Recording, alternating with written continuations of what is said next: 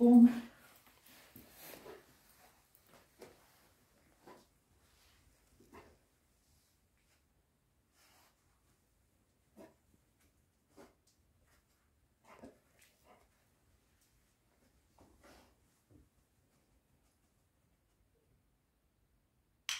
No hyvä.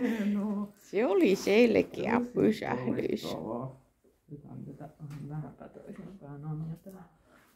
Tää mursi ei oo siellä, se on sitä paitsi tyhjä. Jatka.